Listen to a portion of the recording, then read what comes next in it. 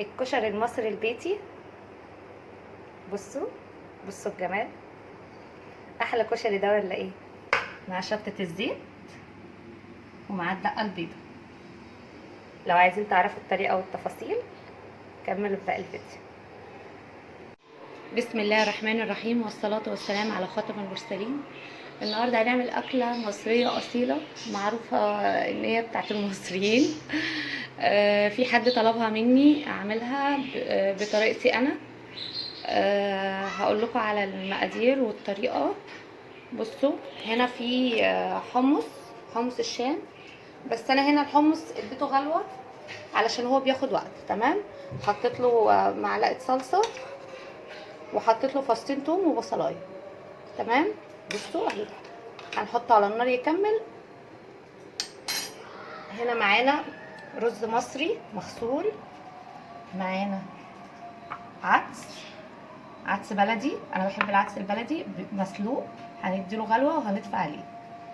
بصل، توم، زيت، صلصه، شعريه، مكرونه. المكرونه المفروض المكرونه بتاعت الكشري بتبقى اصغر من كده شويه، بس هي دي اللي كانت متوفره عندي. ومكرونه سباكيتي بنكسرها بتبقى بالحجم ده. تمام. هحط المكرونه الاول على النار وهنكمل باقي الطريقه.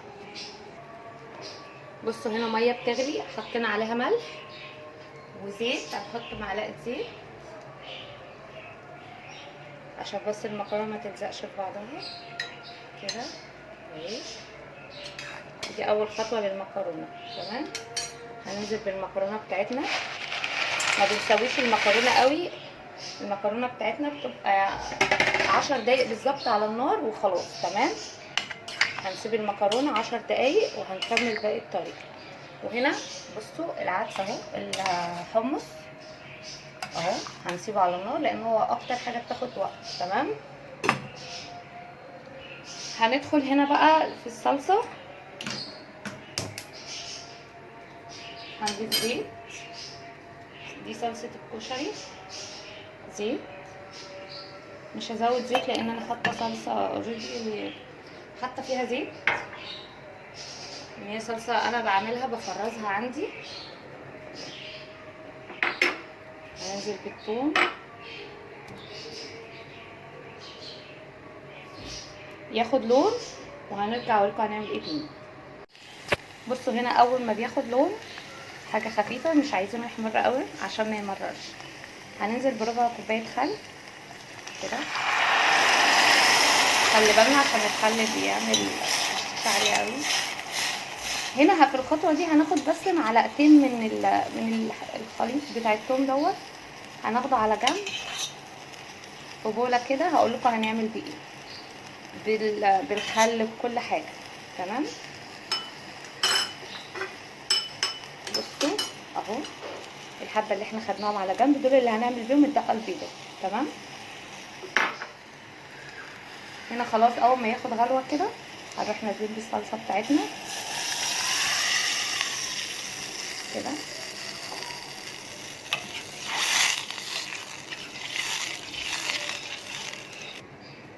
بصوا هنا هنضيف البهارات بتاعه الصلصه، كمون، فلفل اسود، ملح، بس مش هنحط اكتر من كده. كده الصلصه بتاعتنا جهزت، هنسيبها بس تغلي غلوتين ونكمل باقي الحلقه.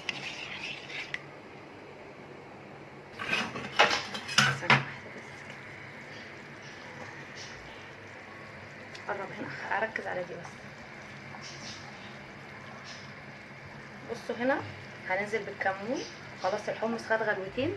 هننزل بالكمون وعصير ليمون بس، وهنسيبه يكمل بقى. هو الحاجات دي بتدي طعم ليه بالطعام وبتخلي طعمه حلو جدا، وينفع نشربه زي حمص الشام كده.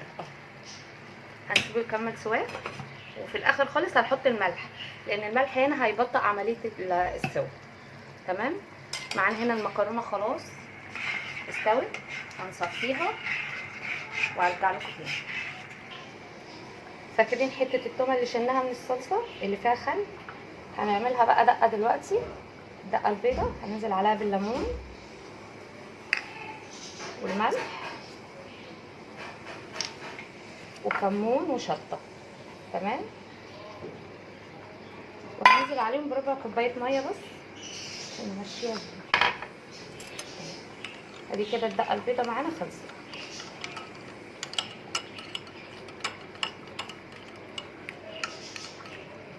اهي مفيش اسهل من كده. الدقه البيضه اهي معانا جميله جدا. بصوا هكمل باقي الخطوات. هنا بقى المكرونه خلاص استوت وصفيناها واديناها شطفه. هنجيب معلقه زيت او معلقتين زيت، هنقلبها فيها بس عشان ما تمسكش في بعض. تمام. اهي انا معاكم خطوه خطوه في كل حاجه. بصوا كده خلاص. المكرونه هنسيبها على جنب، هي كده مش هتلزق في بعض. هنغطي عليها ونسيبها. هنا بقى هنعمل الرز. هننزل بالزيت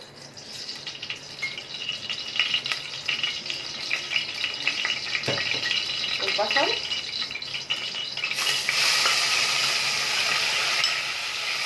هنحمر كده.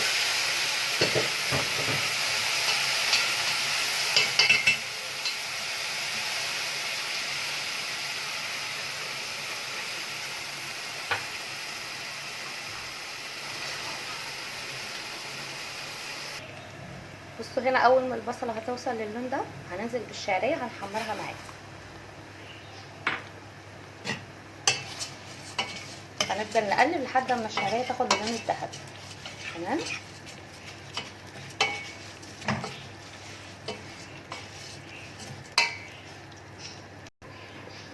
بصوا هنا وصلنا للون الذهبي اهو للشعريه، واللون البني للبصل، وهو ده اللي انا عايزاه عشان اوريكم هيعمل لون الرز ازاي.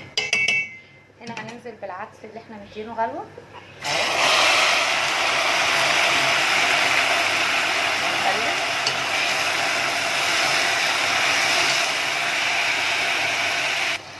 في الخطوه دي. انا بعمل حاجه هي اختياريه بس، عايزين تعملوها اعملوها، مش عايزين براحتكم. بس دي بتدي طعم حلو قوي. بنحط فصين توم كده ونشوح.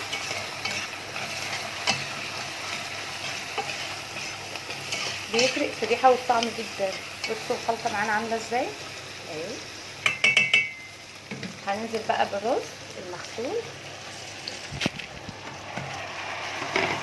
نقلب، نديله بس تشويحه مع الحاجات دي كلها. اهم حاجه التشويحه للرز يا جماعه عشان ما يعجنش مننا. كمان يبقى معانا مفلفل وجميل.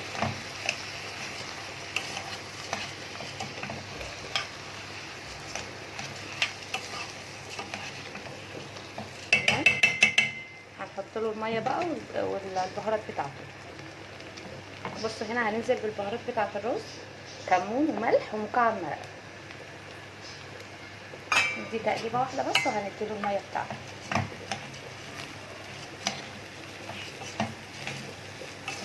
انا معاكم خطوه خطوه اهو علشان الناس اللي لسه ما بتعرفش تعمل كشري. في بنوته برضه طالبه مني الكشري، هي عروسه جديده ولسه يعني داخله ما تعرفش اي حاجه في الاكل. بسم الله.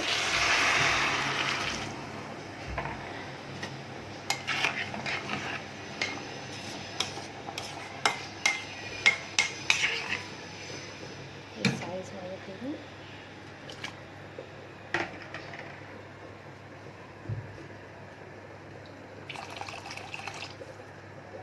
بصوا بقى هنا اهو حطينا الرز.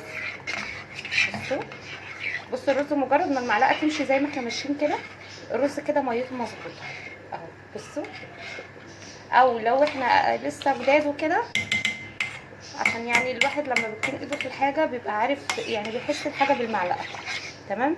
انما لو انت لسه جديده هتحطي صباعك جوه الرز، الميه لو جابت اول عقله زي كده، العقله دي خلاص جت على اول الرز، يبقى كده الميه بتاعتك مظبوطه. تمام. هنغطي عليه ونسيبه يتشرب، وبعدين هنوطي عليه. اول ما هيشرب الميه بتاعته ديت هنوطي عليه ونسيبه تلت ساعه هيستوي. بصي هنا الرز شرب الميه بتاعته، هنوطي عليه. تمام. بصي اهو الشرب. هنا هنعمل شطه الزيت. خلي بالكم لو في اطفال يستحسن ما تعملوش لو في اطفال جنبكم، وتشغلوا الشفاط لان هي صعبه شويه. زيت وشطه. بصوا خلي بالكم جدا لان هي ريحتها قويه قوي. حمر الشطه كده.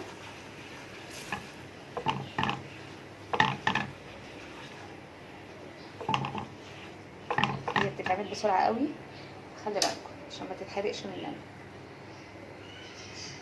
هننزل بمعلقتين من الصلصه اللي احنا عاملينها للكشري عليها. تمام اهي. بصوا انا مش عامله كميه كبيره اهي خلصت معانا.